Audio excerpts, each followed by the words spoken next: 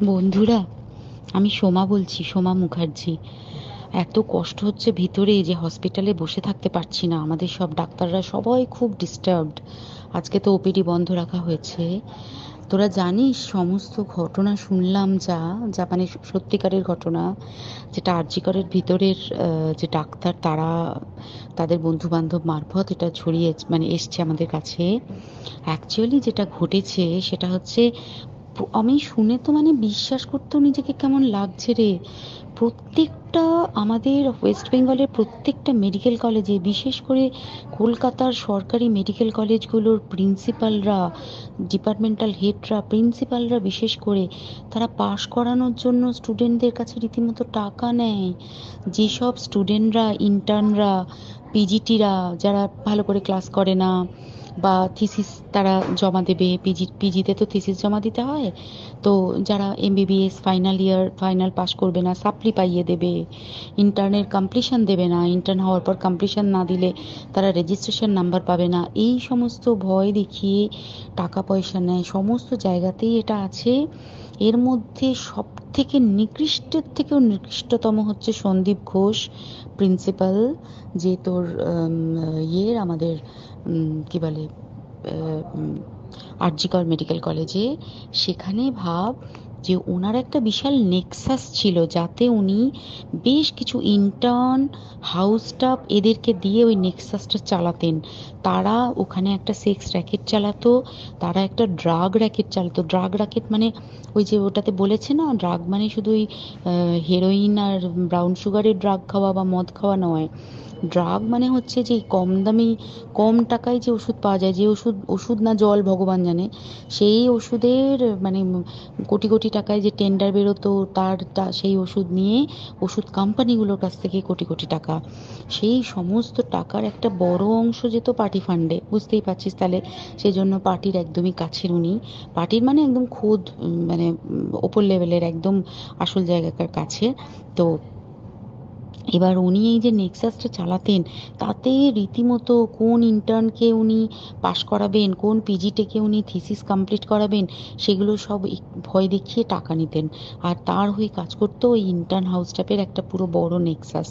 এবার এই মেয়েটির, যে পিজিটি মেয়েটি অত্যন্ত ভালো, সে তার থিসিসটা কমপ্লিট করাবে না বলে হুমকি দিচ্ছিল। সে এটা জানতে পেরে গিয়ে বলেছিল যে আমি এরকম কোনোভাবেই মেনে নেব না, আমি এর এর বিরুদ্ধে আমি যাব এবং আমি এর বিরুদ্ধে সব ফাঁস করে দেবো। তখন তাকে রীতিমতো ধমক দেওয়া হচ্ছিল। এটা চলছিল লাস্ট 6 মান্থস ধরে।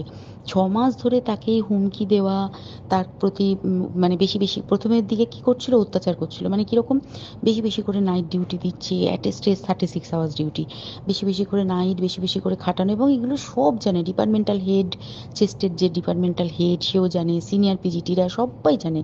প্রিন্সিপালের নির্দেশেই হচ্ছে এবং ওনার নেক্সাসের ছেলেমেয়েরাই কাজ করছে। তারা 6 মাস ধরে এটা করেছে।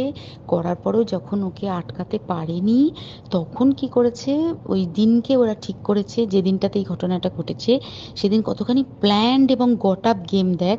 সেই দিন ওই ঘরে, ওই সেমিনার রুমে প্রত্যেক দিনই চারতলার আরও অনেকেই যারা সিনিয়র পিজিটি বা জুনিয়র পিজিটি, তারা কিন্তু বিশ্রাম নিতে যেত, অনেকেই ওই ঘরে যেত।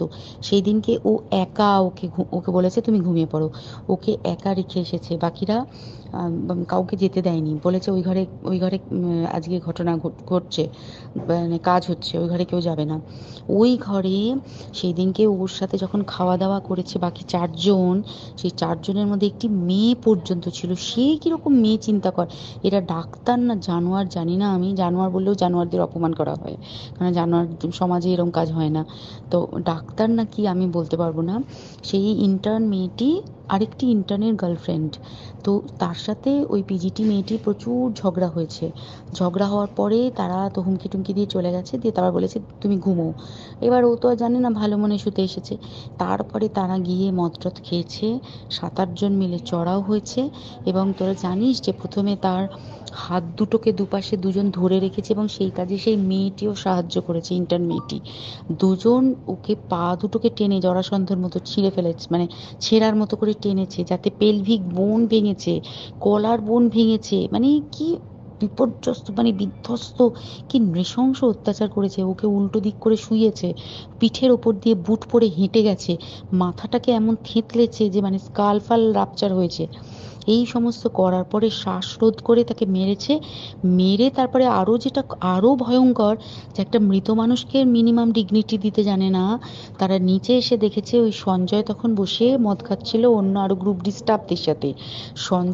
সঞ্জয় ছেলেটা হচ্ছে তার কাটা সঞ্জয় বলতো ওরা, ওকে বলে ফল গাই। মানে ওর একটু ওইসব আলুর দোষ আছে, ও যত্রতত্র যখন তখন প্রস্টিটিউট এলাকায় যায়। এবার দেখেছে যে একে দিয়ে যদি একটা রেপ করিয়ে দিতে পারি তাহলে ঘটনার মোড়টা অন্যদিকে ঘুরে যাবে। এইবার ওকে বলেছে, যা সেমিনার রুমে তোর জন্য রেখে এসেছি, যা তুই এবার গিয়ে কাজ করে দিয়ে আয়। ও এসে ওই ডেড বডিকে রেপ করেছে যাতে তার ভ্যাজাইনাতে সিমেন্ট পাওয়া যায়। তো এবার এই হচ্ছে, প্লিজ আমি নাম করে ফেললাম সব কিছুই। কতজন আমি যে নামগুলো পাঠিয়েছি এই সব ডাক্তাররা, এরা সব জড়িত জানিস। কিন্তু কেউ কোনো প্রমাণ নেই, প্রমাণ লোপাটের জন্য। সেদিনকে ওই ইন্টার্ন এবং ডাক্তাররা যে ওইখানের যে বাথরুমটাতে হাত পা ধুয়েছে, রক্ত ধুয়েছে, সেইটাকে সাত তাড়াতাড়ি প্রমাণ লোপাটের জন্য ওই দেওয়ালকে ভেঙে দিয়ে তার মানে ওই বাথরুমের জায়গাটাকেই ভাঙতে হচ্ছে ওদের। ওখানে নাকি ওরা রুম বানাবে, কালকে দেখেছিস তোরা খবরে। আর বেশি বলতে পারছি না, মানে তোরা তো সবাই প্রোটেস্ট করিস, আমরা তো আমাদের দিক থেকে করছি, কিন্তু কিছুই হবে না, এই পোড়া দেশে কিছুই হবার নেই। শুধু ভেতরে ভেতরে গুমড়ে গুমড়ে কষ্ট পাওয়া। আর আগামী প্রজন্মের যে ডাক্তাররা বেরোবে, তারা যে ইন্টার্ন বা পিজিটি বা এই যাদের কাছে আমরা যাব ভবিষ্যতে, তারা কি ডাক্তার না কি আমি জানি না, কি নিয়ে তাদের কাছে আমরা যাব আর কি করেই বা আমাদের পরের প্রজন্মকে আমরা সুরক্ষিত রাখবো।